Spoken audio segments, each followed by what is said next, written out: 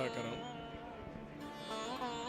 ఒక యుగ పురుషుడు, ఒక పర్పస్ కోసం పుట్టిన వ్యక్తి ఈరోజు చనిపోవడం జీర్ణించుకోలేకపోతున్నాం.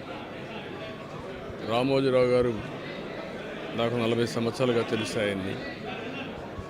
ఆయన అనునిత్యం సాధన చేసింది సమాజ హితం కోసం పనిచేశారు. ఈ తెలుగు జాతి కోసం పనిచేశారు. ఒక మామూలు గ్రామంలో పుట్టి, సాధారణ కుటుంబంలో పుట్టి, ఒక అసాధారణమైన వ్యక్తిగా తయారు కావడమే కాకుండా ఆయన ఈరోజు చూస్తే ఒక వ్యక్తి కాదు, ఆయన ఒక వ్యవస్థ కింద తయారయ్యారు. ఆ రోజు ప్రారంభించింది మనం ఒకసారి చూస్తే మార్గదర్శితో ప్రారంభించి, మార్గదర్శి అయిన తర్వాత ఈనాడు ప్రారంభించి, అదే మాదిరిగా ప్రజా చైతన్యాన్ని మనం చూస్తే ఈరోజు రాష్ట్రంలో ఏ ఇంట్లో కూడా నిద్ర లేస్తానే ఈనాడు చదివితే తప్ప బయట వచ్చే పరిస్థితి ఉండదు. అంటే ఆ విధంగా ప్రజల్ని చైతన్యవంతులు చేయడానికి కానీ, విజ్ఞానవంతులు చేయడానికి కానీ అనునిత్యం సాధన చేశాడు. ఆయన ఏ పని చేసినా కూడా నేను మొదటి నుంచి కూడా చూశాను, రాజీ లేదు.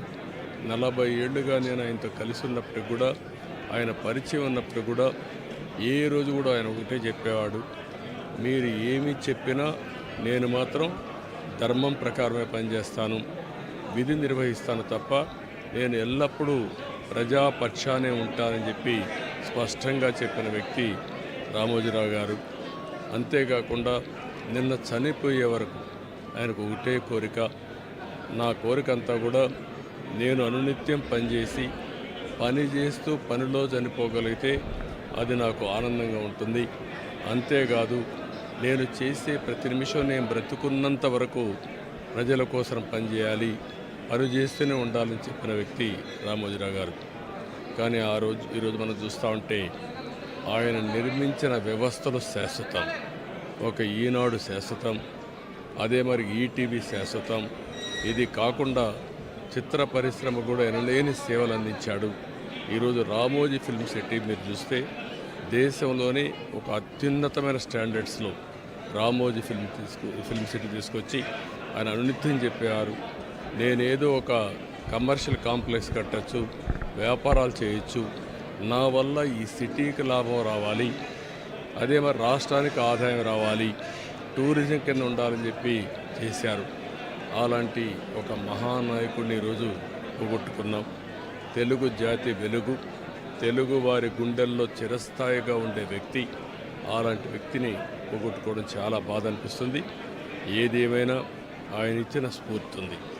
నా జీవితంలో ఎన్నో సంఘటనలు, నాకు ఎప్పుడైనా క్లిష్టమైన సమస్య వస్తే ఆయనతో నేను కన్సల్ట్ చేస్తే దాన్ని ఏం చేయాలనో ధైర్యాన్ని ఇచ్చే వ్యక్తి అతను. అందుకే మొన్న కూడా మీరు చూస్తే ఎప్పుడు ఎన్నికలు వచ్చినా కూడా ఆయన ధర్మాన్ని ఆయన నిర్వహించాడు. ఆయన ఎప్పుడు కూడా ధర్మం సైడే ఉన్నాడు, అదేవిధంగా పనిచేశారు. అందుకే ప్రజల్లో కూడా ఒక అచంచలమైన విశ్వాసం ఆయన పైన. దానికి కారణం ఆయన జీవితం మొత్తం ఆయన సంపాదించిన విశ్వసనీయత. అలాంటి వ్యక్తిని పోగొట్టుకోవడం చాలా బాధేస్తుంది. ఏదేమైనా ఆయన ఆశయాలు తెలుగు జాతికి ఉన్నాయి. ప్రతి ఒక్కరు కూడా ఆయన ఆరాధిస్తారు. అందుకనే ఈరోజు ఒకటే కోరుతున్నా, ఆయన చెప్పిన విషయాలన్నీ నా చెవుల్లో ఎప్పుడూ రింగమంటూ ఉంటాయి, వినపడుతూ ఉంటాయి.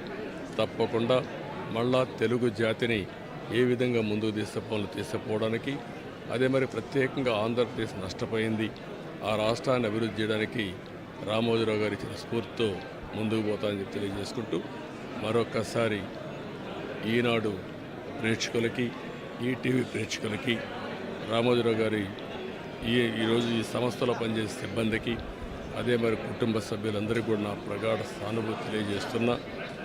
వారికి భగవంతుడు ఒక శక్తిని ఇవ్వాలి. ఆ శక్తితో మళ్ళీ ఈ లెగసీని కంటిన్యూ చేసి రామోజీ గారి యొక్క స్ఫూర్తి చిరస్థాయిగా ఉండడం కోసం వాళ్ళు పనిచేస్తారని చెప్పి ఆశిస్తున్నా.